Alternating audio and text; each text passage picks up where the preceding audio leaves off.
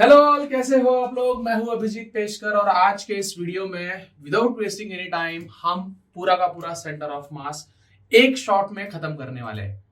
Okay, so without wasting let us start as early as possible कि भाई centre of मास होता क्या है। तो सबसे पहले सेंटर ऑफ मास ये वो पॉइंट होता है, मतलब मान लो ये दो बॉडीज है अपने पास और ये इनका सेंटर ऑफ मास है, ठीक है। तो ये वो पॉइंट होता है जिसके अबाउट मासेस का नेट मोमेंट जीरो होता है। मासेस का नेट मोमेंट जीरो होता है। अब मोमेंट मतलब क्या? तो मोमेंट मतलब मोमेंट ऑफ मास, मतलब mass into distance, mass into distance. तो मास का मोमेंट जीरो होता है जिस पॉइंट के अबाउट, उसको कहते हैं सेंटर ऑफ मास। तो मान लो ये सेंटर ऑफ मास है और इधर से एक पोजीशन वेक्टर बनाते हैं हम, मान लो r1 वेक्टर, और एक इस पॉइंट के रिस्पेक्ट में पोजीशन वेक्टर बनाते हैं इसका r2 वेक्टर। इसका मास लेंगे m1, इसका मास लेंगे m2। तो जैसे मैंने बोला नेट मोमेंट कितना आना चाहिए? जीरो। तो हम कहेंगे m1 r1 plus m2 r2 should be equal to zero. ऐसे पॉइंट को कहते हैं सेंटर ऑफ मास। ये हो गया एक डेफिनेशन। तो तुरंत वीडियो को पॉज करो या फिर से पीछे के 10 सेकंड सुन लो, 10-15 सेकंड सुन लो और बुक में लिख लो। मैं पहले बोल रहा हूं, लिखोगे नहीं, it is waste of your time. Video को स्टॉप कर दो यहीं पे, लाइक करो, सब्सक्राइब करो, निकल जाओ, ठीक है। ओके इसका और एक तरीके से मैं बोल सकता हूं, ये वो पॉइंट है, मान लो अपने पास एक सिस्टम है, यहां पर 3 पॉइंट्स है, 1 2 3। इसका मास है m1, इसका मास है m2, इसका मास है m3। इसका पोजीशन वेक्टर है r1 पोजीशन वेक्टर, इसका है r2 पोजीशन वेक्टर और इसका है r3 पोजीशन वेक्टर, ठीक है। तो इनका सेंटर ऑफ मास कहां पर होगा? तो सेंटर ऑफ मास ये ऐसा पॉइंट होगा, इधर देखो बच्चों, सेंटर ऑफ मास इन तीनों का एक ऐसा पॉइंट होगा जहां पर अगर मैं तीनों को जमा करता हूं, तीनों का मास रखता हूं m1 m2 m3, और ओरिजिन के रिस्पेक्ट में अगर वो टोटल मास का मोमेंट फाइंड करता हूं तो मुझे उतना ही मिलेगा जितना पहले मिल रहा था। तो पहले इन तीनों का मोमेंट अबाउट द ओरिजिन कितना था? तो वो था m1 r1 plus m2 r2 plus m3 r3। ये था उन तीनों का इंडिविजुअल, और इनको ऐड कर दिया तो नेट मोमेंट बिफोर मैं उनको एक जगह पर रखता हूं। अब मुझे सेंटर ऑफ मास क्या होता है? क्या होता है? एक ऐसा पॉइंट जहां पर अगर मैं तीनों को जमा कर लूं और फिर मोमेंट कैलकुलेट करूं तो मुझे उतना ही मोमेंट मिलना चाहिए। तो मैं तीनों को जमा कर रहा हूं, तो तीनों को जमा कर रहा हूं, m1 m2 m3 तीनों को ऐड कर दिया और एक ऐसे पॉइंट पे रखा जहां रखने के बाद मुझे उतना ही मोमेंट मिलेगा, मोमेंट ऑफ मास मिलेगा जितना पहले मिल रहा था। ओके, सो मुझे आर सेंटर ऑफ मास का फॉर्मूला यहां से मिल जाता है और वो होगा m1 r1 vector plus m2 r2 vector plus m3 r3 vector upon m1 plus m2 plus m3। तो देखो भाई, ये हो गया सेंटर ऑफ मास का फॉर्मूला। तो यहां से आता है सेंटर ऑफ मास का पूरा फॉर्मूला।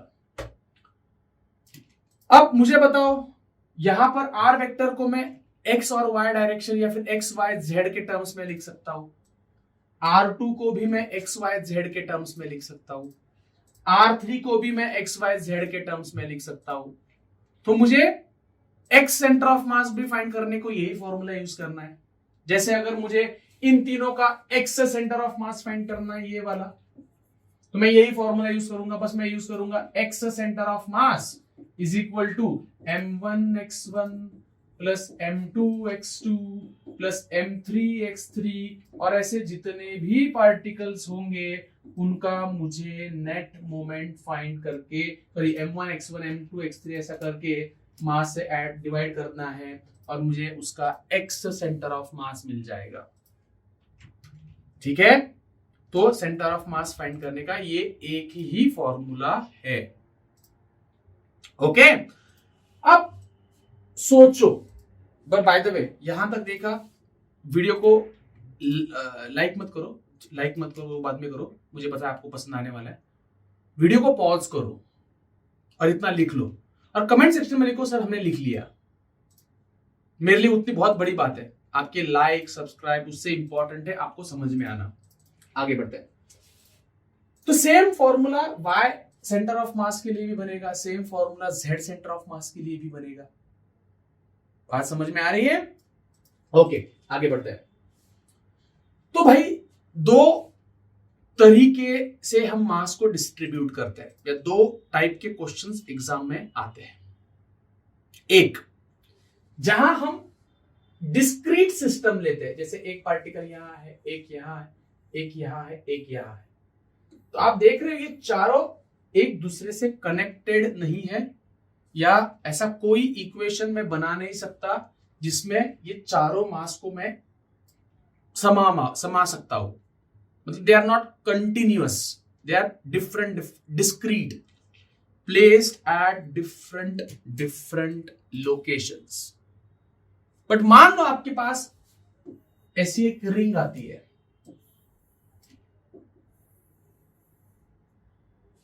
मुझे बता सकते हो ये रिंग में जितने भी पॉइंट्स है, जितने भी स्मॉल मासेस है, क्या वो कनेक्टेड है एक दूसरे से, या वो एक दूसरे से अलग अलग है?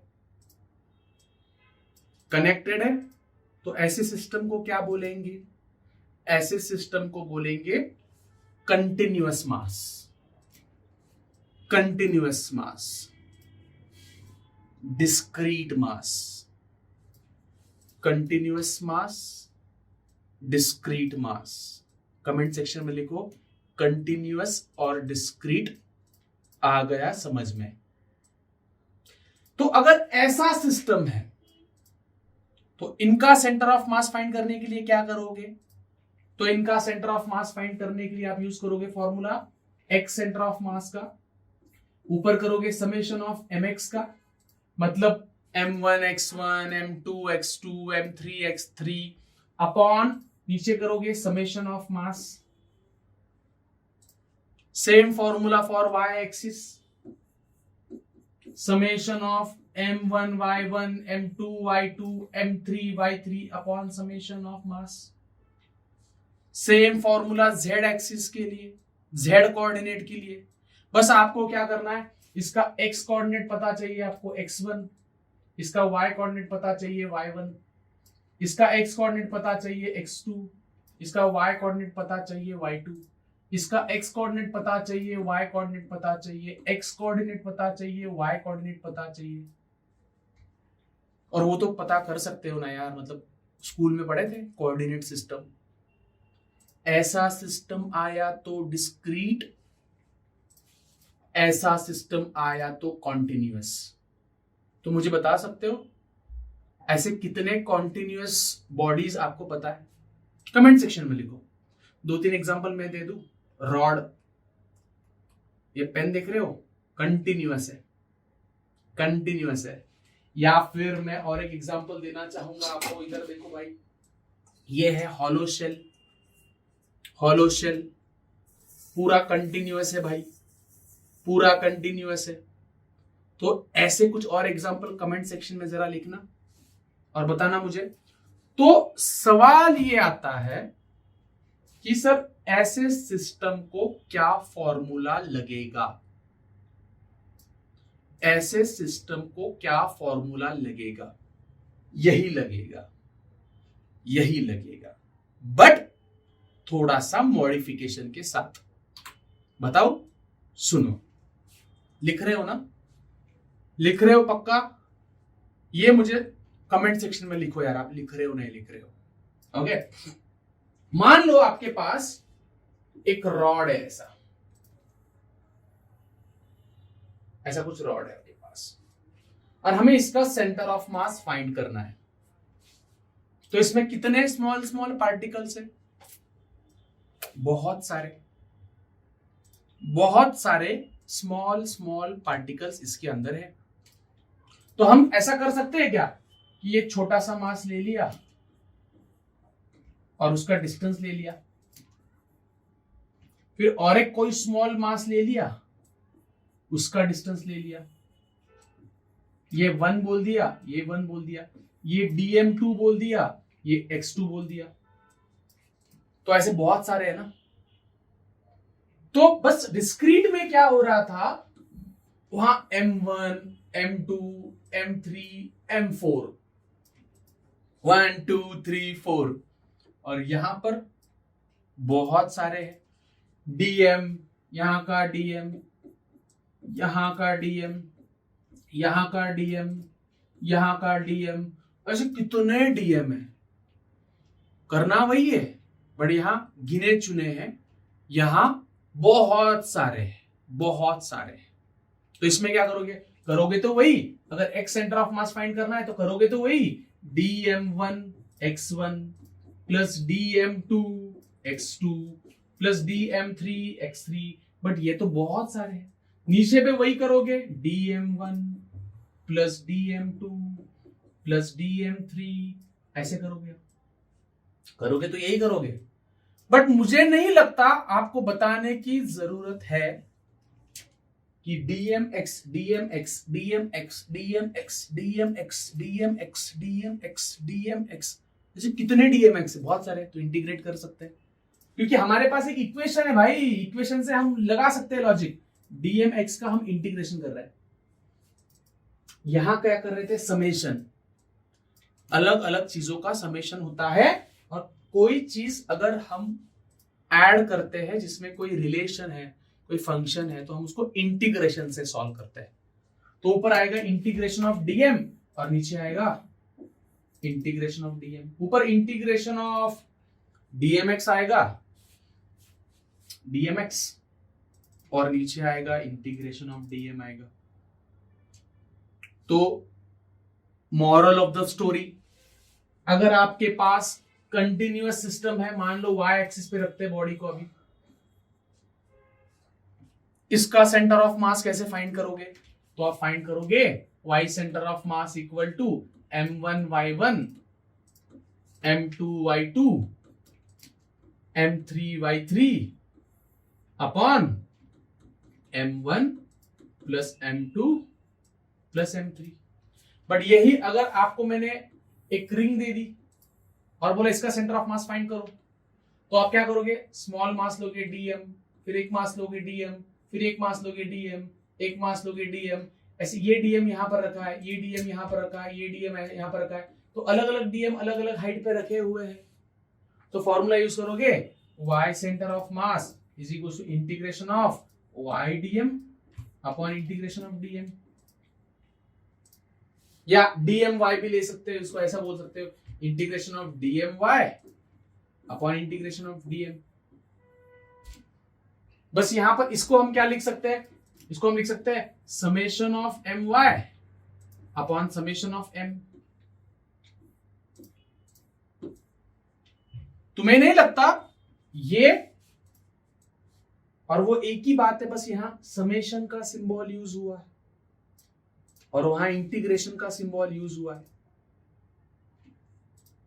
चलो तो भाई डिस्क्रीट सिस्टम मतलब अलग अलग अलग अलग अलग अलग अलग अलग कंटिन्यूअस सिस्टम, एक के बाद कंटिन्यूअस। तो बताओ मैं कौन हूं, कंटिन्यूअस। मैं कंटिन्यूअस है, यहां से शुरू हो के यहां तक कंटिन्यूअस, राइट। ये कैसा है, कंटिन्यूअस।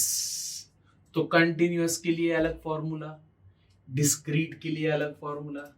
क्या आपको समझ में आ गया, पक्का? देखते हैं। ओके, तो डिस्क्रीट सिस्टम का और कंटिन्यूअस सिस्टम का तो आपको समझ में आ गया होगा। डिस्क्रीट के लिए फॉर्मूला यूज करते हैं हम समेशन वाला, और कंटिन्यूअस के लिए क्या यूज करते हैं, इंटीग्रेशन वाला। ठीक है, तो जरा उसके एक दो क्वेश्चंस देखते हैं और देखते हैं उसका एप्लीकेशन कैसे करने का है। ठीक है, सो मान लो आपके पास ऐसे बहुत सारी बॉडीज है। ठीक है, एक्स एक्सिस पर ये ओरिजिन है, 1 मीटर पे मान लो रखा है 1 किलो, 1 किलो। 2 मीटर पे मान लो रखा है 2 किलो, या 2 मीटर पे रखा है 1/4 किलो। ठीक है, थोड़ा एक अच्छा क्वेश्चन है। 2 का डबल 4, 4 पे रखा है 1/16 किलो। ऐसे मासेस रखे कहां तक? इंफिनिटी तक। ऐसे बहुत सारे मासेस रखे हुए। 4 का डबल 8, 8 मीटर पे रखा है 1/64 किलो। और ऐसे इनफाइनाइट तक मासेस रखे हुए हैं, और हमें फाइंड करना है इसका सेंटर ऑफ मास। ओके, तो सबसे पहले मैंने क्या बोला आपको, क्या देखना है कि भाई सिस्टम कंटिन्यूअस है या डिस्क्रीट है। ये कैसा है? तो भाई ये सिस्टम डिस्क्रीट है, सारे पार्टिकल्स अलग अलग है, कोई कनेक्शन नहीं, उसमें कोई इक्वेशन भी नहीं बनेगा, है ना। तो हम क्या करेंगे, हमारा फॉर्मूला यूज करेंगे इस डिस्क्रीट वाला, x equal to summation of mx upon summation of m। ये एक ही क्वेश्चन बहुत कुछ आपको सिखा देगा, कुछ नए फॉर्मूले बता देगा इसकी बात, ठीक है। एपीजीपी वाले फॉर्मूले, जीपी वाले फॉर्मूले इसमें। तो चलो एक एक करके देखते हैं। सबसे पहले m, इसका मास कितना है? 1 किलो। उसका डिस्टेंस कितना है? 1 मीटर। प्लस दूसरा मास कितना है? देखो देखो देखो देखो, 1/4। उसका डिस्टेंस कितना है? 2 मीटर्स। तीसरा मास देखो कितना है? तीसरा मास देखो 1/16। उसका डिस्टेंस देखो कितना है? 4 मीटर है। तो नहीं, 4 मीटर। तीसरा मास कितना है? देखो ऐसे इन्फिनिटी तक जाएगा, और नीचे करना है summation of masses, summation of masses करना है। तो सबसे पहला मास कौन सा है? 1। उसके बाद का मास कौन सा है? 1/4। उसके बाद का मास कौन सा है? 1/16। उसके बाद का मास कौन सा है? 1/64। ऐसा इन्फिनिटी तक। तो फॉर्मूला लिख लिया है ना, फॉर्मूला तो हो गया भाई। अब सॉल्व कैसे करने का, बहुत बच्चों का प्रॉब्लम यहां होता है कि सर फॉर्मूला तो पता है, वैल्यू भी पुट कर दी, बट ये ऐसा कुछ आता नहीं सर हमको इन्फिनिटी वाला। तो सुनो, एक बहुत इंपॉर्टेंट फॉर्मूला जो फिजिक्स में बहुत चैप्टर्स में लगता है, ग्रेविटेशन, रोटेशनल मोशन, इलेक्ट्रोस्टैटिक्स, उसमें एक फॉर्मूला लगता है जीपी का, इनफाइनाइट जीपी वाला। तो सुनो, तो इसको अगर सिंप्लीफाई करते हैं तो क्या होगा? तो वो होगा, ये हो जाएगा 1 1 जा 2 जा 1 जा 4 जा, और ये देखो, ये 1 हाफ हुआ, हाफ का हाफ 1/4 हुआ, तो यहां आ जाएगा 1/8। ऐसे आगे इनफाइनाइट तक जाएगा। नीचे यहां क्या आ रहा है? 1 हो रहा है, 1 के बाद क्या आ रहा है? 1/4 हो रहा है।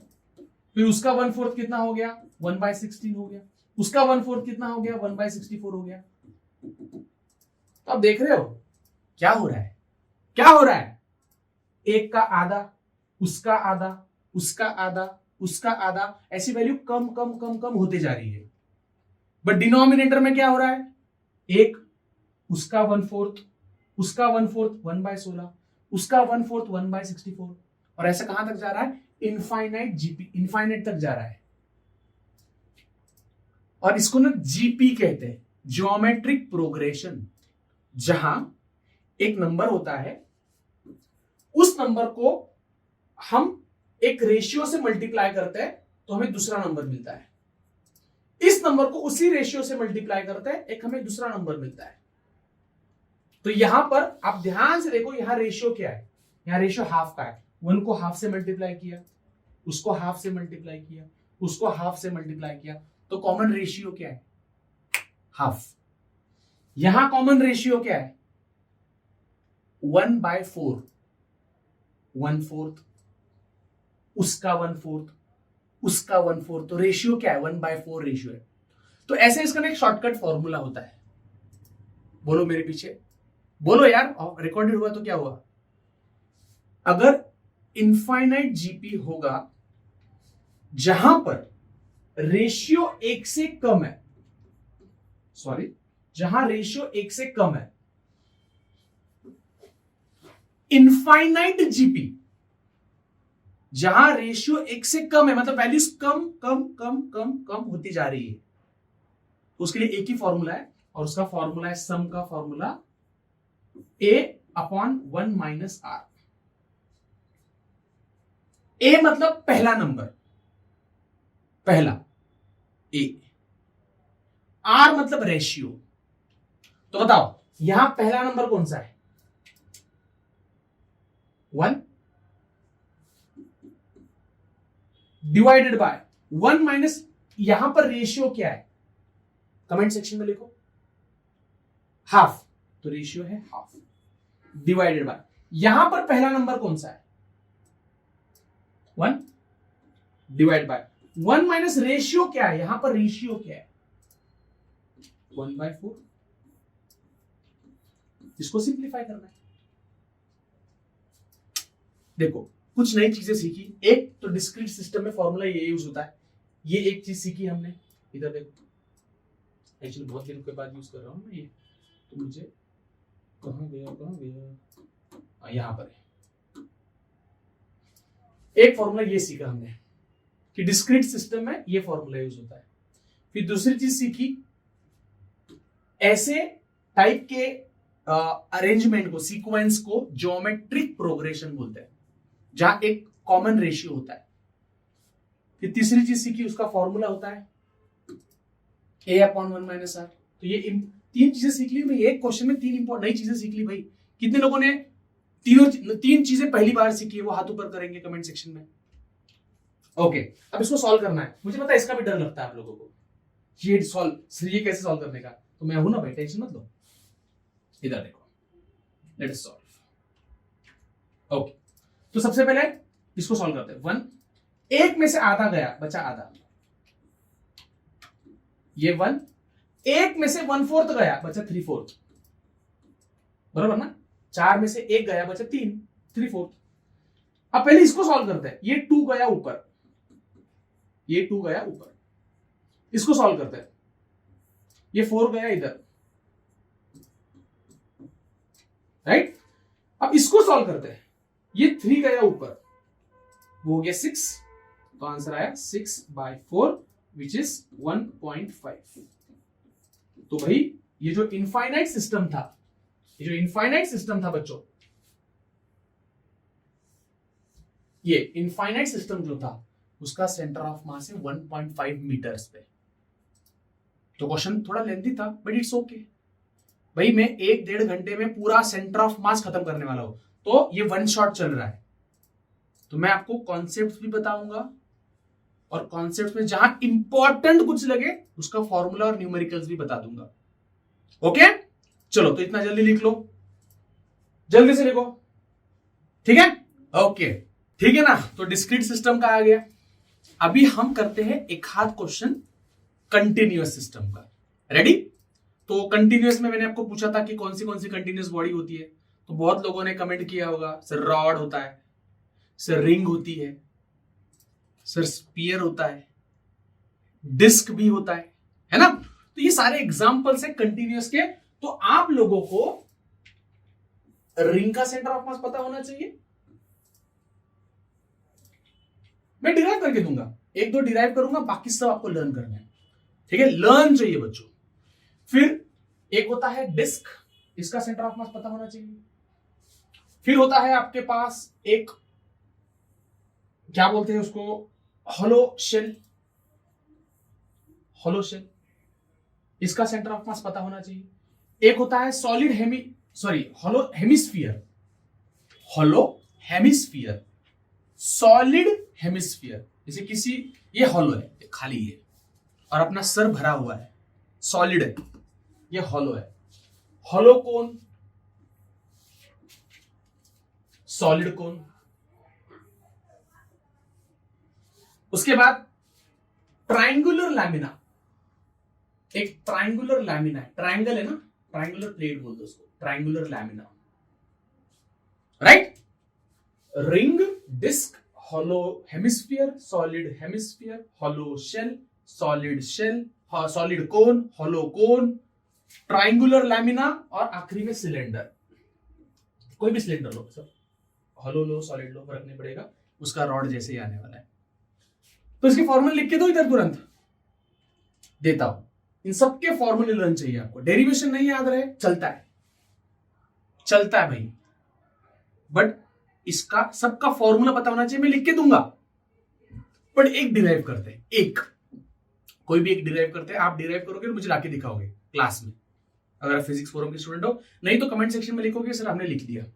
Okay, late us start. तो भाई मैं आपको करके दिखाऊंगा सबसे पहले जो बेसिक फंडामेंटल जहां से सबकी डेरिवेशंस की शुरुआत होती है, that is semi circular ring. इसका सेंटर ऑफ मास फाइंड करेंगे। सबसे पहले आपको ये तो देख के ही समझ में आया होगा कि जितना मास, सोचो, मतलब मैं आपको ये भी सिखाऊंगा कि सोचते कैसे। जितना मास y एक्सिस के इस तरफ है उतना ही मास y एक्सिस के उस तरफ है, मतलब देयर इज अ सिमेट्री, इसको सिमेट्री बोलते हैं।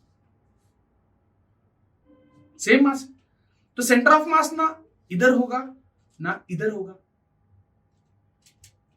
बीच में होगा। मतलब एक्स एक्सिस पे सेंटर ऑफ मास इधर को भी नहीं होगा और एक्स एक्सिस पे सेंटर ऑफ मास इधर को भी नहीं होगा। मतलब एक्स एक्सिस का सेंटर ऑफ मास फाइंड करना है, मतलब एक्स से सेंटर ऑफ मास फाइंड करना है, वो तो जीरो आएगा। अरे सर ये तो जबरा था, और ऐसे सोचना है आपको।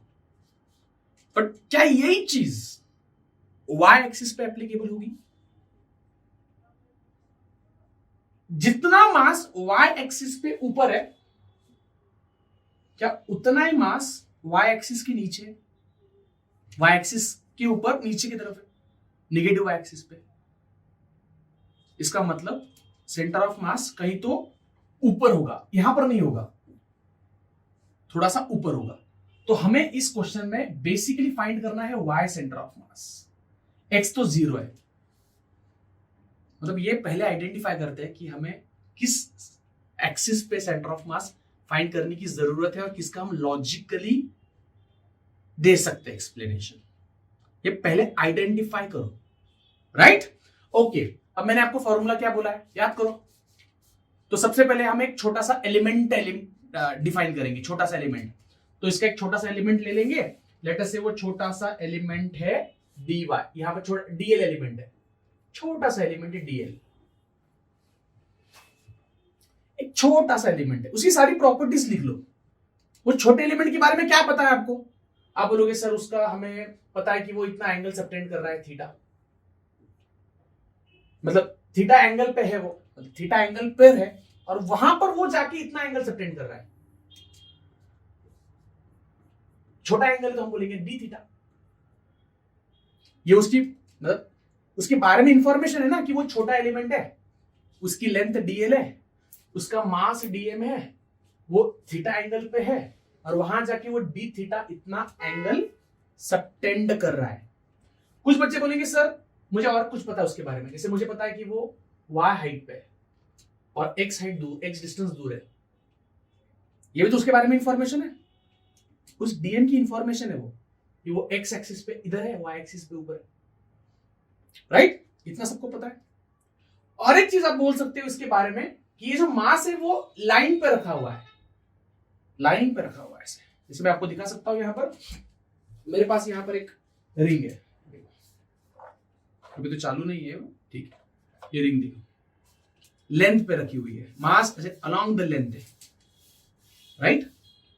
तो अगर मुझे इस रिंग के 1 सेंटीमीटर पे या फिर एक मान लो यूनिट लेंथ पर कितना मास है अगर पता है, तो मुझे पूरे रिंग पे कितना मास है ये मैं पता कर सकता हूं।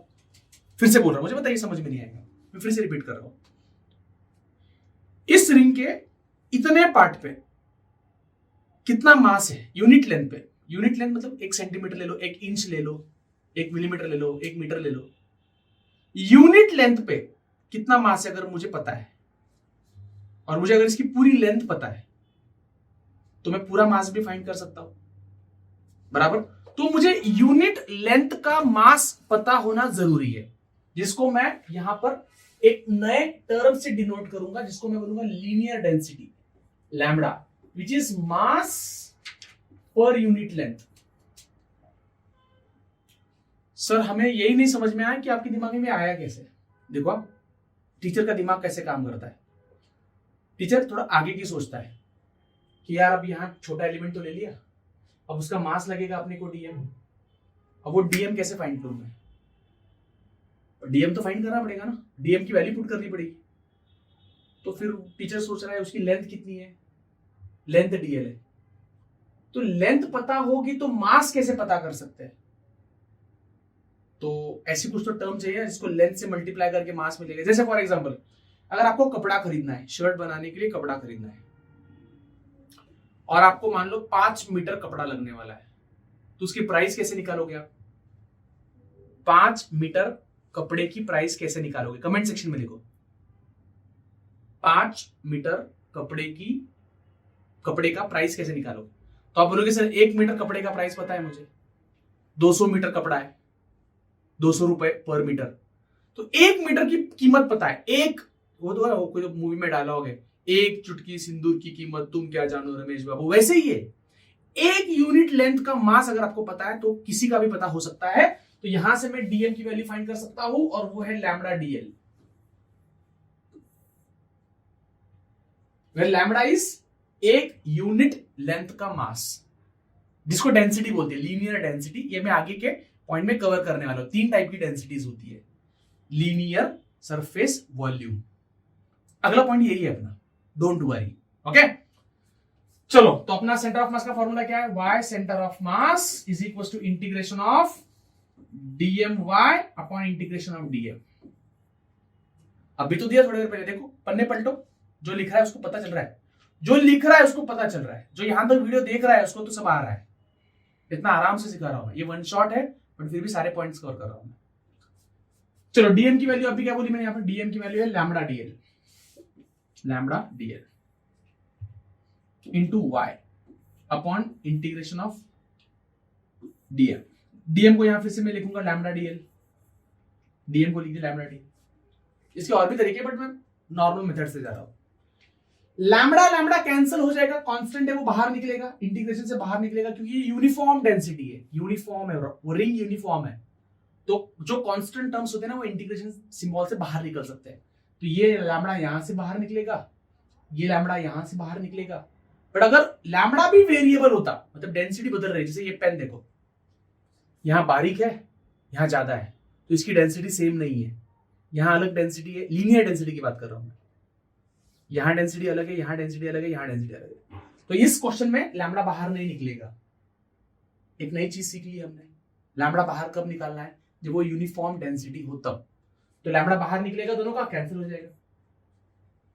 अब यहां डायरेक्ट इंटीग्रेशन पॉसिबल नहीं है, क्यों? ये डीएल है, ये वाई, दो अलग वेरिएबल्स है। तो मुझे बताओ, क्या मैं y को लिख सकता हूं, ये रेडियस है ना, तो ये r होगा रेडियस, तो ये r cos theta, r cos theta, resolution r cos theta, r sin theta.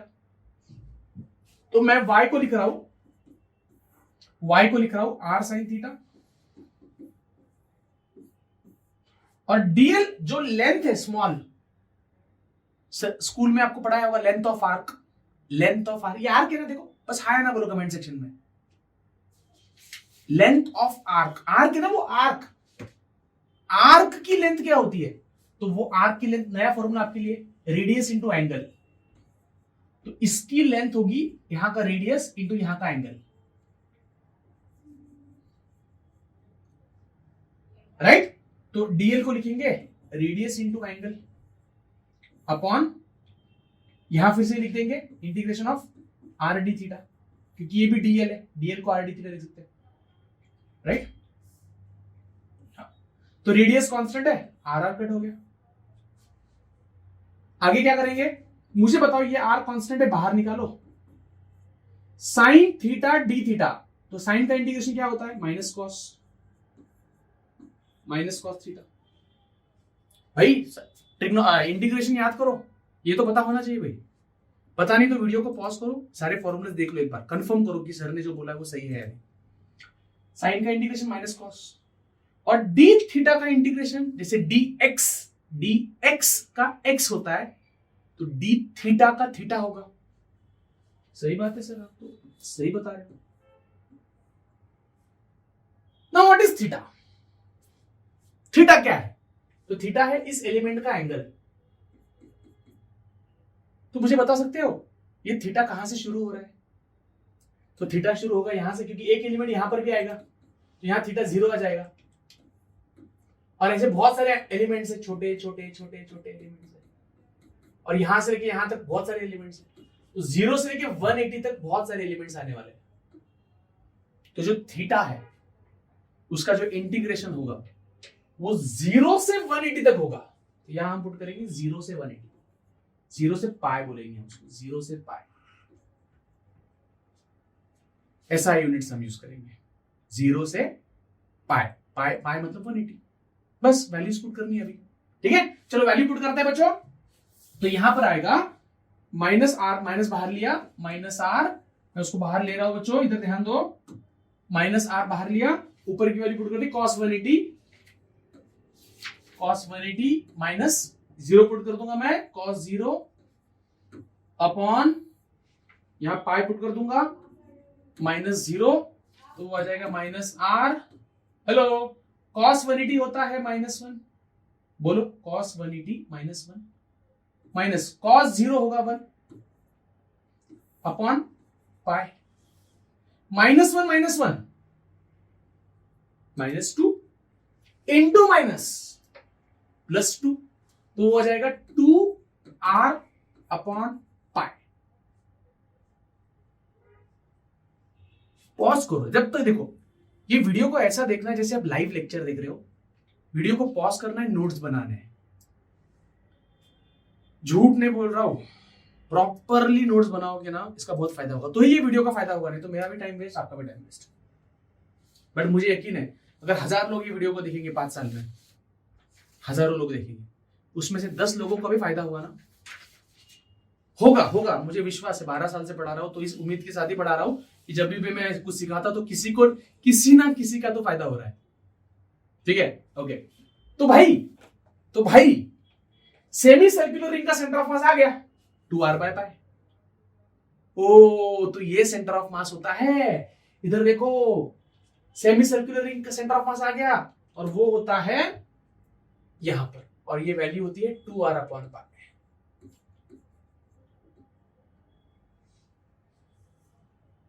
अगर आप जेई के स्टूडेंट हो तो आपको सबके डेरिवेशंस आने चाहिए, सारे डेरिवेशंस आने चाहिए, और अगर आपको ये सारे डेरिवेशंस चाहिए तो उसके भी मैंने वीडियो बना के रखे हुए हैं।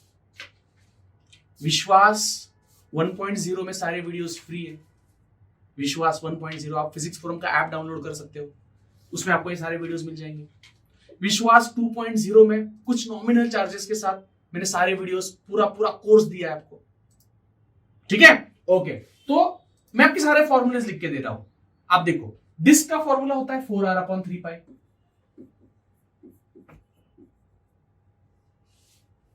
तो एक टास्क है आपको, बताओ रिंग का सेंटर ऑफ मास ऊपर होगा या डिस्क का ऊपर होगा?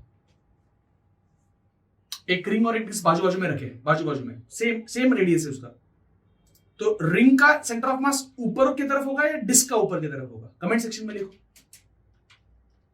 मुझे लगता है डिस्क का ऊपर, रिंग का ऊपर होना चाहिए, क्योंकि डिस्क के नीचे बहुत मास होता है ना, नीचे ज्यादा मास है ना, इधर रिंग खाली है ना, खाली, डिस्क का इधर देखो कितना मास है ज्यादा। तो ट्राई तो करो, पाई की वैल्यू पुट करो, सॉल्व करके देखो। हॉलो हेमिस्फीयर का रेडियस, सेंटर ऑफ मास होता है रेडियस का आधा, हाफ, डायरेक्ट हाफ, ये सबसे प्यारा है। हॉलो, ये खाली दिमाग नहीं, खाली हेमिस्फीयर डायरेक्ट r/2 पे होता है। सॉलिड का होता है 3r/8, ये लर्न चाहिए भाई, ठीक है। इसका होता है, हॉलो का होता है h/3, सॉलिड कोन का होता है h/4, और ट्रायंगुलर प्लेट का होता है h/3, where h is the height, ये हाइट। और इसका कमेंट मैं नहीं दूंगा, इसका आप बताओ कमेंट सेक्शन में, सिलेंडर का बताओ, आप बताओ, कॉमन सेंस यार, लेंथ का हाफ L/2। तो कमेंट सेक्शन में सबका नाम लिखो, रिंग उसके सामने उसका फॉर्मूला लिखो, डिस्क उसके सामने उसका फॉर्मूला लिखो, और उनको अरेंज करो डिसेंडिंग ऑर्डर में। सबसे बड़ा सेंटर ऑफ मास है, सबसे छोटा, सबसे नीचे सेंटर ऑफ मास इसका है। अगर सब सेम हाइट के मैंने एक साइड में रख दी, तो आपको मैं एक टास्क दे रहा हूं, आप इंजीनियर बन के, मान लो आप ऐसे गाड़ियां बना रहे हो, एक गाड़ी का शेप ऐसा है, एक गाड़ी का शेप ऐसा है, एक गाड़ी का शेप ऐसा है, एक गाड़ी का शेप ऐसा है, तो बताओ सबसे ज्यादा स्टेबल कौन सी गाड़ी होगी? मतलब पलटे ना हो, मतलब टर्न पे भी पलटे ना, जिसका सेंटर ऑफ मास नीचे होगा। ये मैं रोटेशन मोशन में आपको सिखाऊंगा, टॉर्क वाला कॉन्सेप्ट है, सेंट्रीफ्यूगल वाला कॉन्सेप्ट है इसमें। ओके, यहां तक क्लियर है? मैंने क्या क्या सिखाया अब तक? क्या क्या सिखाया? मैंने सिखाया डिस्क्रीट मास, कंटिन्यूअस मास, डिस्क्रीट का सेंटर ऑफ मास, कंटिन्यूअस का सेंटर ऑफ मास, डिस्क्रीट का एक न्यूमेरिकल, कंटिन्यूअस का एक न्यूमेरिकल, सबके फॉर्मूले। तो भाई इसको ही खत्म करने में ना 3 से 4 लेक्चर लग जाते हैं, 4 से 5 लेक्चर लग जाते हैं। ये जो लिया ना आधे घंटे में, मैंने आधे घंटे का कंटेंट है, बट 5 घंटे लगते क्लास में और 5 दिन लगते हैं, रोज एक ही लेक्चर होता है ना। तो अब तक का लेक्चर कैसा लगा कमेंट सेक्शन में जरूर लिखना, क्योंकि आपके कमेंट से ही मुझे मोटिवेशन मिलेगा अगली वीडियो बनाने के लिए। तो बनाऊंगा नहीं मैं पहले बोल रहा हूं, ये टाइम दे रहा हूं मैं क्योंकि मुझे लगता है कि इसका फायदा होगा बच्चों को। ओके, चलो आगे बढ़ते हैं। ओके, तो अब तक हमने सेंटर ऑफ मास देखा, डिस्क्रीट सिस्टम का, कंटिन्यूअस सिस्टम का, है ना। तो मैंने आपको सारे फॉर्मूलेस भी बताए। अभी आगे मैं आपको पढ़ाने वाला हूं मोशन ऑफ सेंटर ऑफ मास। ठीक है, सो लेट अस स्टार्ट कि सेंटर ऑफ मास मोशन में कब आता है, या किसी भी सिस्टम का सेंटर ऑफ मास मूव कब होता है। तो मैं कुछ आपको एग्जांपल्स देता हूं। लेट अस से फॉर एग्जांपल आपके पास 3 बॉडीज है, लेट अस से 1 2 3, और इनका सेंटर कहीं तो बीच में होगा यहां पर। ठीक है, ये 3 ऑब्जेक्ट्स है मेरे पास और इनका सेंटर ऑफ मास यहां पर है। पहले आप सोचो, मतलब मैं बताने से पहले आप सोचो ना, वीडियो देखते देखते सोचो, ये सेंटर ऑफ मास अगर मुझे मूव करना है या मोशन में लाना है तो क्या करोगे आप लोग? सेंटर ऑफ मास को मूव करना है, मैंने आपको टास्क दे दिया, तो क्या करोगे आप? तो एक तरीका है, आप तीनों में से एक बॉडी को निकाल दो। फॉर एग्जांपल ये 3 बॉडीज थे, इसमें से इसको निकाल दिया मैंने। अब जो बाकी 2 बॉडीज का सेंटर ऑफ मास है वो यहां पर होगा। मतलब पहले सिस्टम का सेंटर ऑफ मास था यहां पर, अब यहां से वो चले गए यहां पर। मतलब क्या? सेंटर ऑफ मास शिफ्ट हो गया। इसको शिफ्टिंग ऑफ सेंटर ऑफ मास बोलते हैं। तो ये एक तरीका है सेंटर ऑफ मास को मूव करने का, दैट इज किसी सिस्टम में से कुछ मास को रिमूव करना है आपको। दूसरा तरीका, और क्या तरीका हो सकता है कि सेंटर ऑफ मास चेंज हो जाए, सेंटर ऑफ मास शिफ्ट हो जाए विदाउट रिमूविंग द मास।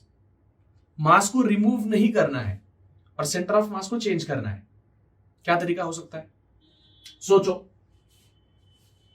एक तरीका होगा ना कि तीनों में से किसी एक बॉडी को या 2 बॉडीज को या तीनों के तीनों बॉडीज को मोशन में लाओ। फॉर एग्जांपल लेट अस से मेरे पास 2 ऑब्जेक्ट्स है, एक बॉक्स यहां पर है, एक बॉक्स यहां पर है। मान लो दोनों का मास 5 kg 5 kg है, तो सेंटर ऑफ मास कहां पर होगा? ऑब्वियसली सेंटर ऑफ मास बीचों बीच होगा, क्योंकि मास सेम, तो सेंटर ऑफ मास होगा सिमेट्री पे, राइट। अब इन 2 में से एक को मैं कुछ वेलोसिटी प्रोवाइड करता हूं। लेट अस से ये बॉडी है, अब इसको मैं कुछ वेलोसिटी प्रोवाइड करने वाला हूं। लेट अस से इस बॉडी को मैं मूव करूंगा इस तरफ। बस मुझे बताओ कि क्या उसका सेंटर ऑफ मास अभी वहीं पे रहेगा? नहीं, आप बोलोगे नहीं सर, सेंटर ऑफ मास भी चेंज होगा। तो अगर मैं इस बॉडी को यहां रखता हूं तो सेंटर ऑफ मास वहां पर है, बट अगर इस बॉडी को मैं यहां लेके आता हूं या फिर यहां पर लेके जाता हूं तो मुझे बताओ सेंटर ऑफ मास कहां पर जाएगा अभी? तो आप बोलोगे सर सेंटर ऑफ मास पहले यहां पर था, अब सेंटर ऑफ मास यहां पर आ गया। मतलब यहां पर मैंने किसी भी मास को सिस्टम से रिमूव नहीं किया है, रिमूव नहीं किया है। मास सिस्टम का वही है, बस मैं दोनों में से एक को मूव करवा रहा हूं। तो हो गया सेंटर ऑफ मास मूव, आ गया सेंटर ऑफ मास मोशन में। जैसे फॉर एग्जांपल मैं आपको पुली के क्वेश्चन में भी बता सकता हूं। ओके, तो मान लो ये एक पुली का क्वेश्चन है, इसमें ये एक बॉडी है और ये दूसरी बॉडी है। इसका मास है 2 kg, इसका मास है 3 kg, और ये है आपका सिस्टम। ठीक है, और आपको एक बात बता दूं, ये ऑलरेडी रिकॉर्ड हो चुका था बट वो डिलीट हो गया हमसे, उसे फिर से रिकॉर्ड करना पड़ रहा है। तो भरोसे सर एक बार देखिए तो रिकॉर्डिंग चालू है क्या? ओके, तो मुझे बताओ क्या ये सिस्टम इक्विलिब्रियम में रहेगा? आप बोलोगे नहीं सर ये सिस्टम इक्विलिब्रियम में रह ही नहीं सकता, ये 3 किलो की बॉडी नीचे जाएगी, 2 किलो की बॉडी ऊपर जाएगी, तो सेंटर ऑफ मास फिर मतलब जगह पे रहेगा या सेंटर ऑफ मास मूव होगा? तो obviously centre of mass move होने वाला है। तो पहले सेंटर ऑफ मास इनका मान लो यहां पर था, थोड़ी देर के बाद ये 3 किलो नीचे आ जाएगा, यहां पर आ जाएगा, और ये 2 किलो ऊपर आ जाएगा, यहां पर आ जाएगा, तो अब सेंटर ऑफ मास यहां पर आ गया, नीचे की तरफ आ गया। इसका मतलब जब सिस्टम में पार्टिकल्स मूव होते हैं तो सेंटर ऑफ मास मूव होता है। अब सवाल आता है कि ये सेंटर ऑफ मास की स्पीड, सेंटर ऑफ मास का एक्सेलरेशन, सेंटर ऑफ मास का जो मोशन है उसको कैलकुलेट कैसे करने का। एक तो हो गया कि सेंटर ऑफ मास मूव कब होता है, और उसका और एक एग्जांपल है जब हम सिस्टम में मास ऐड करते हैं, in that scenario also centre of mass shift हो जाता है। जैसे फॉर एग्जांपल लेट अस से फिलहाल मैं यहां पर खड़ा हूं, मेरे दोनों हाथ में कुछ भी नहीं है, तो आप बोल सकते हो कि सर आपका सेंटर ऑफ मास बीच में, क्योंकि जिस तरफ इस तरफ जितना मास है इस तरफ सेम उतना ही मास है। बट अगर मैं एक हाथ में वाटर बॉटल पकड़ लूं, अब मुझे बताओ सेंटर ऑफ मास क्या बीच में होगा एग्जैक्टली? आप बोलोगे नहीं सर इस तरफ मास ज्यादा है, तो सेंटर ऑफ मास उस तरफ शिफ्ट हो जाएगा। अगर मैं ये बॉटल को इधर से इधर लाता हूं तो अब आप बोलोगे नहीं सर सेंटर ऑफ मास उधर चले गया थोड़ा सा, राइट? तो इसका मतलब सेंटर ऑफ मास को अगर आपको शिफ्ट करना है, सेंटर ऑफ मास को अगर आपको मूव करना है, तो क्या क्या ऑप्शन है आपके पास? एक ऑप्शन क्या है, मास को रिमूव करो, मास रिमूव करो सेंटर ऑफ मास चेंज हो जाएगा। मास को ऐड करो, सेंटर ऑफ मास चेंज, या फिर बिना मास को रिमूव करे, बिना मास को ऐड करे, आप बस जो उसके अंदर पार्टिकल्स है उसको मोशन में लाओ, ऐसे। अब सेंटर ऑफ मास यहां पर है, अब सेंटर ऑफ मास यहां पर है, राइट? तो ये दो तीन तरीके हैं जिससे आप सेंटर ऑफ मास को मोशन में ला सकते हो। अब मैं आपको कुछ फॉर्मूले बताता हूं, ठीक है? सबसे पहले मुझे बताओ अपना जो नॉर्मल फॉर्मूला है सेंटर ऑफ मास के लोकेशन का, वो क्या है? तो लोकेशन या पोजीशन ऑफ सेंटर ऑफ मास का फॉर्मूला क्या है? ये मैंने सिखाया है ना आपको। दैट इज लेट अस से आपके पास ये M1 है, ये M2 है, ये M3 है, ये M4 है, राइट? तो इसका सेंटर ऑफ मास कैसे फाइंड करते हैं हम? तो सेंटर ऑफ मास फाइंड करने का तरीका है R centre of mass is equals to M1 R1 plus M2 R2 plus M3 R3 and so on. जितने भी पार्टिकल्स है सबको ऊपर MR उनका ऐड कर दो और नीचे सबका मास ऐड कर दो। तो ये सेंटर ऑफ मास के पोजीशन का फॉर्मूला है। मतलब ये फॉर्मूला यूज करके हम सेंटर ऑफ मास का पोजीशन फाइंड कर सकते हैं कि ये 4 पार्टिकल्स है तो इसका सेंटर कहां पर है, वो फाइंड करने का ये फॉर्मूला है। अब मान लो ये सारी बॉडीज अपना अपना पोजीशन चेंज कर रहे हैं, ये अपना पोजीशन चेंज कर रहा है इस तरफ, ये ऊपर जा रहा है, ये लेफ्ट को जा रहा है, ये नीचे की तरफ आ रहा है। और अगर हम उसको टाइम के रिस्पेक्ट में फाइंड करते हैं, मतलब इस पोजीशन को मैं चेंज कर रहा हूं टाइम के रिस्पेक्ट में, तो मेरा इक्वेशन क्या बनेगा? मेरा इक्वेशन बनेगा ये आएगा dr अपॉन dt सेंटर ऑफ मास के लिए। ये मास कांस्टेंट है तो मैं यहां उसको बस M1 M2 M3 लिखूंगा, राइट? ये मास कांस्टेंट है M1 तो उसको मैं M1 लिखूंगा और R1 को लिखूंगा dr1 अपॉन dt। सर फिर से एक बार, M1 M2 M3 constant, M1 constant, R का डेरिवेटिव क्या आएगा? dr अपॉन dt। क्या मैं सेम चीज R2 और R3 के लिए कर सकता हूं? कर सकता हूं, सेम चीज मैं R2 R3 के लिए कर सकता हूं। तो वो क्या आएगा? तो वो आएगा M2 dr2 upon dt plus M3 dr3 upon dt, है ना?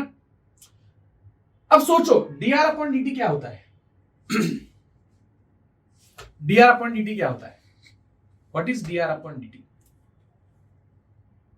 आर मतलब क्या? पोजीशन। dr मतलब क्या? Change in the position. Change in the position with respect to time क्या होता है? पोजीशन चेंज हो रहा है टाइम के रिस्पेक्ट में, तो dr अपॉन dt हमें क्या देगा? सही बात है, वो हमें देगा वेलोसिटी।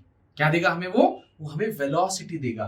तो ये dr अपॉन dt हमें देगा velocity of centre of mass is equal to m1 dr1 upon dt होगा v1 plus m2 dr2 upon dt होगा v2 plus m3 dr3 upon dt होगा v3 and so on upon m1 plus m2 plus m3।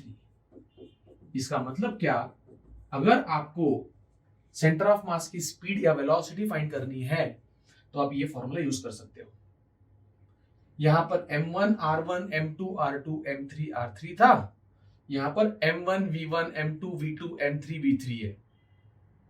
मतलब इससे हम centre of मास की velocity find कर सकते हैं।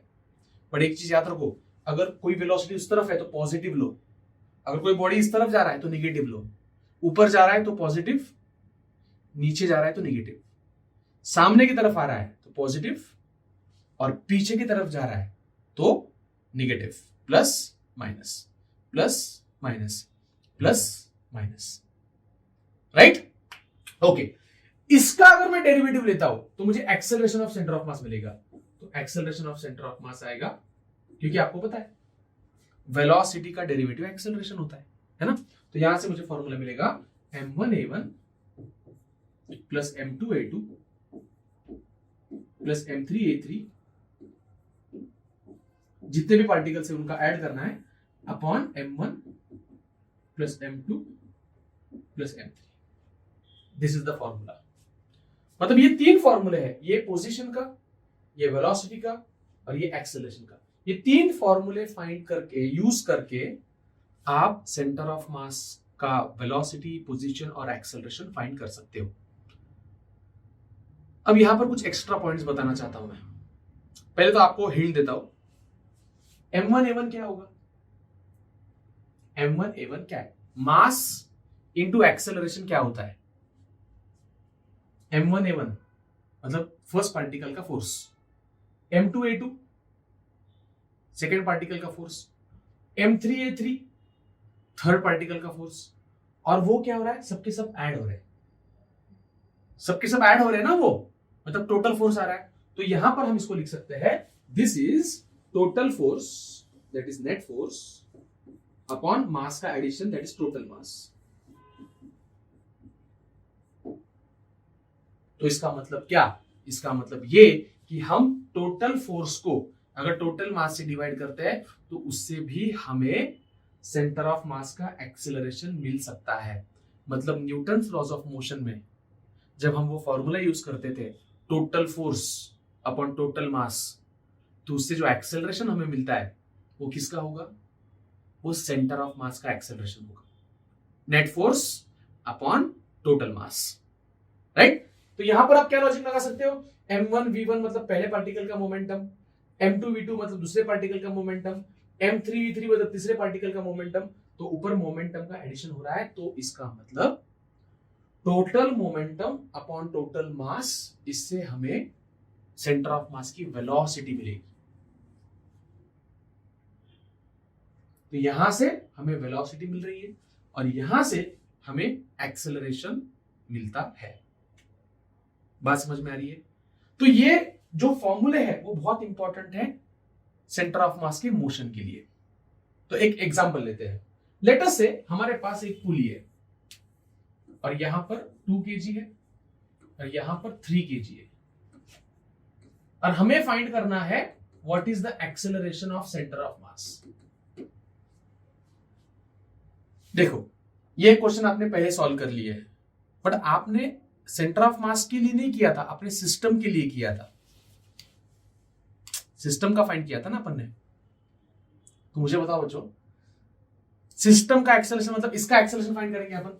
तो मान लो ये नीचे जा रहा है तो इसका मास कितना है? mg, वो है 30, ऊपर है टेंशन T, इसके नीचे फोर्स है 20 और ऊपर है टेंशन T। ये कहां जाने वाला है?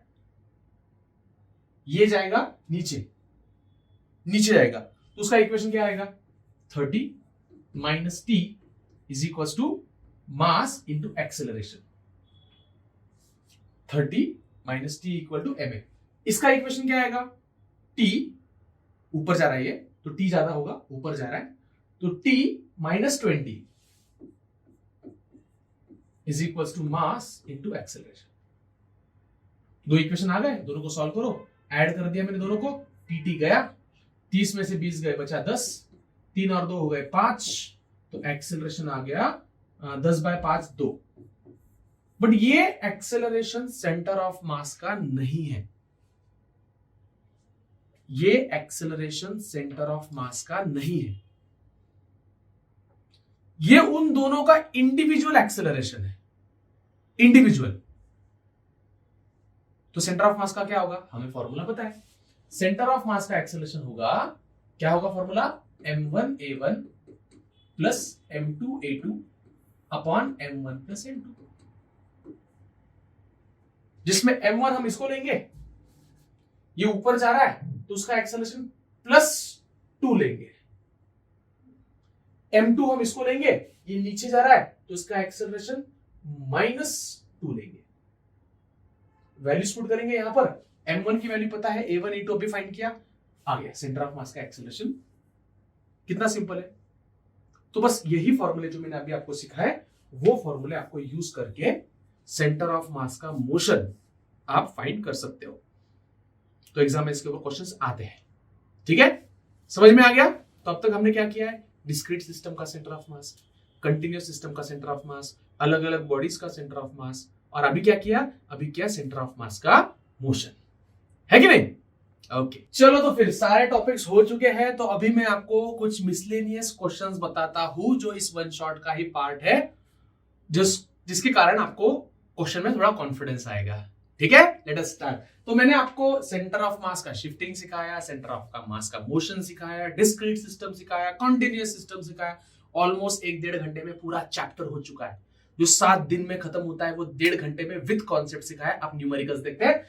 कुछ क्वेश्चंस ऐसे होते हैं, लेटर से आपको दे दिया एक स्फीयर, ठीक है, एक स्फीयर दिया है आपको लाइक दिस, और उसके बाजू में रखा है एक क्यूब, उसके बाजू में रखा है एक क्यूब, और आपको पूछेंगे बताओ सेंटर ऑफ मास कहां पर है, स्फीयर के अंदर है या क्यूब के अंदर है, स्फीयर के अंदर या क्यूब के अंदर। तो लेट अस सी। तो भाई सबसे पहले हम क्या करेंगे, ओरिजिन बनाएंगे।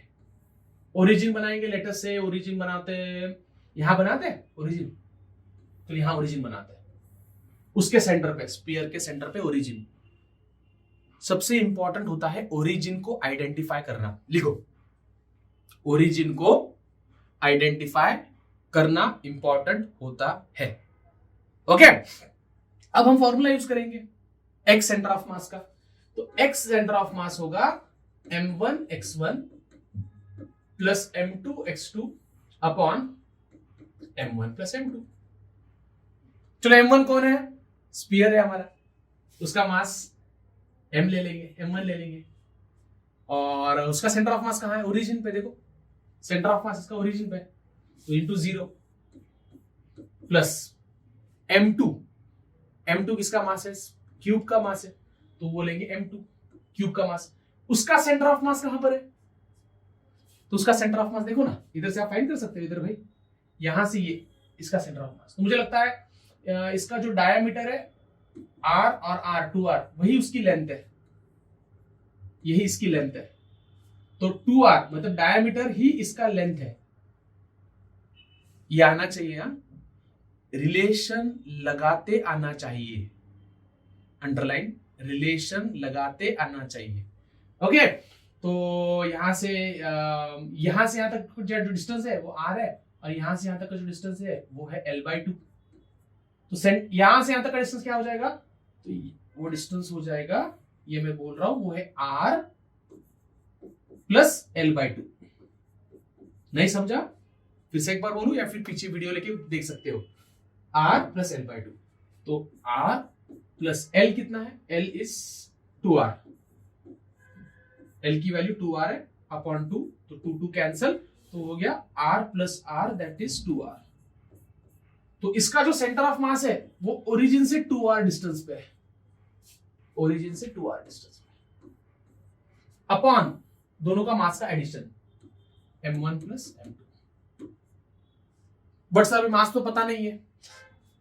यूजुअली ऐसे क्वेश्चंस में वो बोलते हैं कि सेम मटेरियल यूज किया था, सेम मटेरियल यूज किया था, मतलब डेंसिटी सेम है, underline, same material same density, same material same density. तो मैं सिंपल लिख सकता हूं, मास होता है वॉल्यूम इनटू डेंसिटी। अब डेंसिटी तो सेम है तो मास प्रोपोर्शनल होगा वॉल्यूम को, तो मास के जगह पे मैं वॉल्यूम पुट कर सकता हूं, तो ये तो 0 हो गया, मास की जगह पे पुट कर दो वॉल्यूम V2 इंटू 2r, मास की जगह पे पुट कर दो वॉल्यूम V1 और यहां पुट कर दो V2। सर बट कैसे कैंसिल हो गई डेंसिटी? देखो ना, यहां पर भी डेंसिटी आएगी, यहां पर और यहां पर, तो कॉमन लेके कट हो गया। समझ में आया? कॉमन लेके कट हो गया, कॉमन लिया कट कर दिया, राइट? ओके, अब वॉल्यूम का फॉर्मूला आपको पता है, V2 मतलब इसका वॉल्यूम, और क्यूब का वॉल्यूम क्या होता है? क्यूब का वॉल्यूम होता है L cube into 2r upon V1 मतलब उसका वॉल्यूम, और स्फीयर का वॉल्यूम होता है 4/3 पायर प्लस V2 मतलब इसका वॉल्यूम L क्यूब। आप बोलोगे सॉरी कितना लेंदी जा रहा है, लॉजिक भी है मेरे पास, बट एक तरीका है, मेरे पास लॉजिक भी है, शॉर्टकट भी है, बट तरीका होता है ना? ओके, तो L की वैल्यू पुट करेंगे, यहां से L की वैल्यू पुट करेंगे 2r, यहां पर L की वैल्यू 2r पुट करेंगे, 2r का क्यूब होता है 8r cube into 2r upon 4/3 पाई r क्यूब प्लस L के जगह पे पुट करेंगे 2r, तो हो जाएगा 2r का क्यूब 8r क्यूब। तो मुझे लगता है यहां से r क्यूब और r क्यूब कैंसिल हो गया, कॉमन लेके कट हो गया, हेलो, कॉमन लेके कट हो गया, तो आंसर आया 16r अपॉन 4/3 पाई प्लस 8। अब ये सॉल्व कर सकते हो आप, ये सॉल्व करो, पाई की वैल्यू पुट करो 3.14, ये डिवाइड करो कैलकुलेटर यूज करके, और ये वैल्यू अगर r से ज्यादा आती है, यहां से यहां तक क्या है r से ज्यादा तो वो इधर घुस जाएगा, r से ज्यादा तो वो क्यूब में आ जाएगा, r से कम तो क्यूब स्फीयर में रहेगा। तो यहां से हम बोल सकते हैं कि सेंटर ऑफ मास किस तरफ रहेगा। ऐसा लॉजिक आप किसी के लिए भी लगा सकते हो, राइट? बट अब लॉजिक मुझे बताओ, इसका मास ज्यादा है या उसका मास ज्यादा है? मास ज्यादा किसका है? इसका ज्यादा है ना, क्योंकि इसके अंदर स्फीयर बैठ सकता है, ऐसा ये स्फीयर इसके अंदर बैठ सकता है, तो इसके पास इतना मास एक्स्ट्रा है।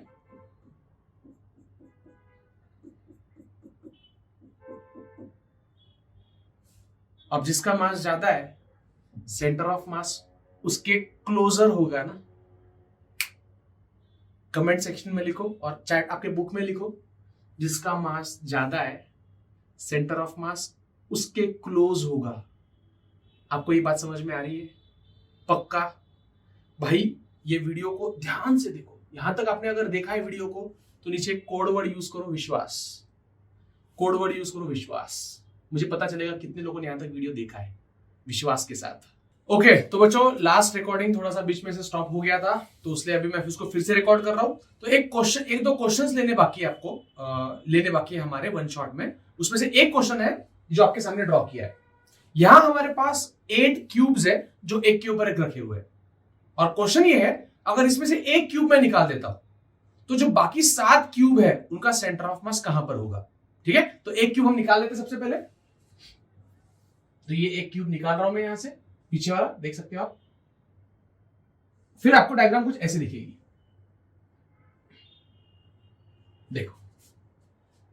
दिख रहा है, पीछे का एक बॉक्स मैंने निकाल दिया। अब जो बाकी 60 डब्बे हैं उसके सेंटर ऑफ मास फाइंड करने के दो तरीके। तरीका नंबर 1, आप हर एक डब्बे का सेंटर ऑफ मास आइडेंटिफाई कीजिए। मतलब ये डब्बा है, उसका सेंटर ऑफ मास आइडेंटिफाई कीजिए, है ना, उसके कोऑर्डिनेट्स लिखो। फिर हर डब्बे के एक्स वाई जेड कोऑर्डिनेट्स लिखने पड़ेंगे आपको, बट इसमें बहुत सारा टाइम चले जाएगा। तो थोड़ा सा हम लॉजिक लगाते हैं। एक पॉइंट मैंने आपको थोड़ी देर पहले बताया था, और वो पॉइंट क्या था, अगर हम किसी मास में से या किसी सिस्टम में से कुछ पार्ट रिमूव करते हैं तो जो shift of the centre of मास है वो हम फाइंड कर सकते हैं। तो बस वही कॉन्सेप्ट लगाएंगे। तो मान लो ये पूरे स्ट्रक्चर का, मान लो जब 8 डब्बे थे उसका जो सेंटर ऑफ मास था वो बीचों बीच था, यहां पर बीच में, सेंटर पे। अब उसमें से एक डब्बा मैं निकाल रहा हूं, ठीक है, तो हम रिमूविंग वाला फॉर्मूला यूज कर सकते हैं। वो फॉर्मूला क्या था अपना, वो फॉर्मूला था x नया centre of mass is equal to m1x1। m1 मतलब क्या, डब्बा निकालने से पहले जो मास था वो इनिशियल, या mi बोलेंगे उसको, बट मैंने फॉर्मूला आपको बताया m1x1 माइनस जिसको निकाला है वो m2x2 upon m1 minus m2। यही फॉर्मूला यूज करेंगे। तो मुझे बताओ बच्चों m1 क्या है, m1 मतलब इनिशियल मास। तो मुझे बताओ इनिशियली कितने डब्बे थे अपने पास, 8 डब्बे थे। तो हर डब्बे का मास अगर m लेते हैं तो 8 डब्बों का मास कितना हो जाएगा, 8m। उसका सेंटर ऑफ मास कहां था पहले, मतलब डब्बा निकालने से पहले कहां पर था, सेंटर पे। उसको हम ओरिजिन ले सकते हैं यहां पर, तो उसको ले लेंगे 0, एक्स कोऑर्डिनेट उसका 0 आ जाएगा, है ना, माइनस m2 मतलब जिसको निकाला वो। अब किसको निकाल रहे हैं, 8 डब्बे में से एक डब्बा निकाल दिया तो उसका मास कितना होगा, m। अब मुझे बताओ वो जो डब्बा हमने निकाला उसका x सेंटर ऑफ मास क्या था, जो डब्बा हमने निकाला उसका x सेंटर ऑफ मास क्या था, सोचो जरा। पूरे सिस्टम का सेंटर ऑफ मास यहां पर था, और वो जो एक डब्बा था वो इस तरफ था ना, ओरिजिन के इस तरफ। हर डब्बे की लेंथ हम लेते हो, मान लो फॉर एग्जांपल लेते हैं हम l, तो जो डब्बा इस तरफ था उसकी लेंथ थी l यहां पर, तो उसका सेंटर ऑफ मास l/2 पे होगा ना, जैसे इसका है देखो, तो उस डब्बे का भी l/2 पे होगा, तो into l/2 upon m1 minus m2। m1 मतलब क्या, पूरा mass that is 8m, minus जिसको निकाला उसका मास दैट इज m।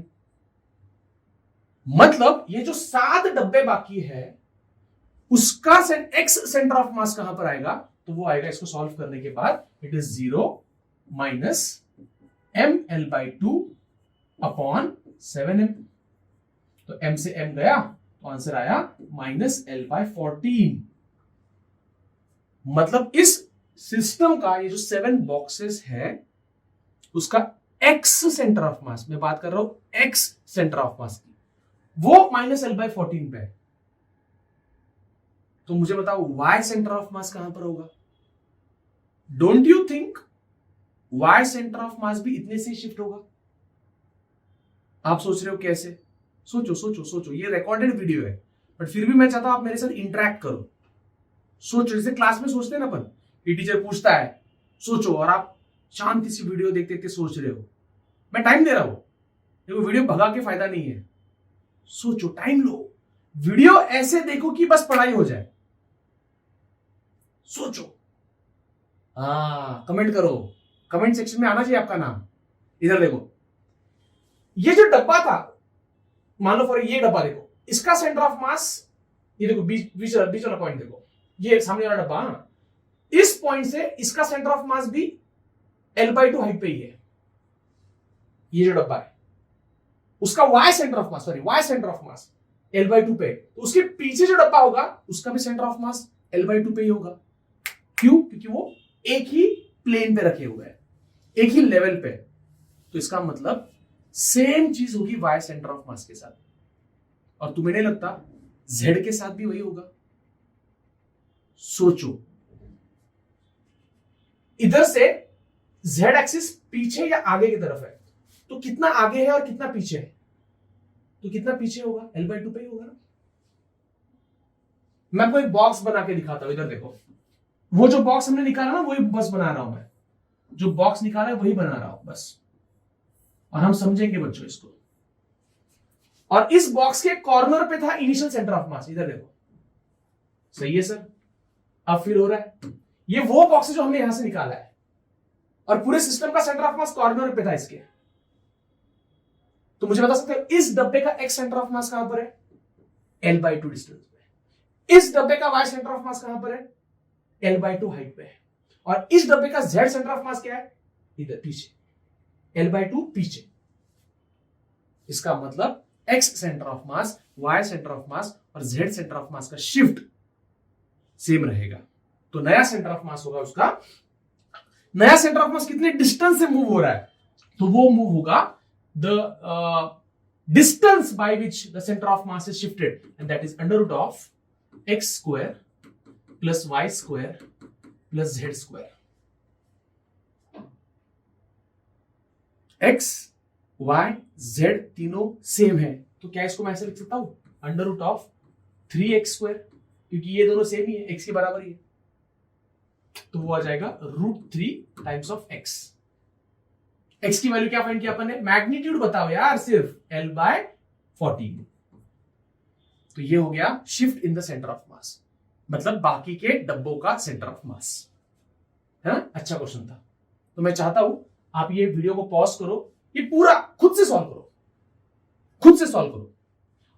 और एक शॉर्टकट दो आपको, इसी क्वेश्चन को सॉल्व करने का और एक शॉर्टकट दो।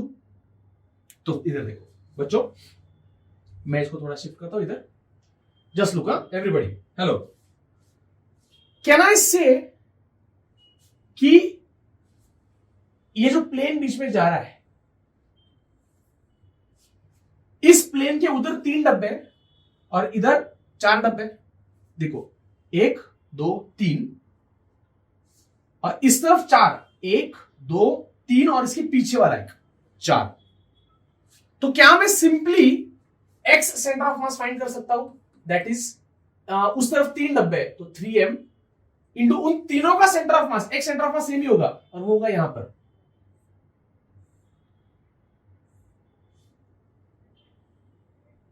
ऐसे इधर, यहां पर होगा। देखो ना, ये डब्बा, इसके नीचे वाला डब्बा और उसके पीछे वाला डब्बा, तीनों का x centre of mass same है, दैट इज L/2 डिस्टेंस पे ही है। तो 3m इंटू L/2 प्लस इस तरफ कितने डब्बे हैं, 4 डब्बे, 4m इंटू माइनस L/2, क्योंकि वो लेफ्ट साइड में इसलिए minus, upon total that is 3m plus 4m। ये नॉर्मल फॉर्मूला अपना m1x1 plus m2x2 upon m1 plus m2, वो नॉर्मल वाला फॉर्मूला, ठीक है। इसको सॉल्व करेंगे तो -4m प्लस 3m, तो हो जाएगा m L/2 common upon 7m। मुझे लगता है आपको समझ में आ रहा है अभी कि आंसर सेम आने वाला है, m कैंसिल, क्या आया सेम, -L/14। तो इस तरीके से भी आप कर सकते हो, क्योंकि ये तीनों की तीनों डब्बों का x centre of mass same है, और इस तरफ जो 4 डब्बे उनका भी x centre of mass same है।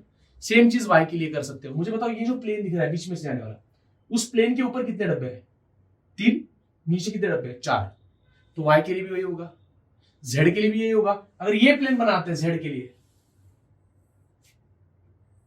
तो इस प्लेन के आगे कितने डब्बे हैं, 4, 1 2 3 4, उस प्लेन के पीछे कितने डब्बे हैं, ये पीछे वाला 1, ये 2, और एकदम कॉर्नर वाला उस तरफ वाला।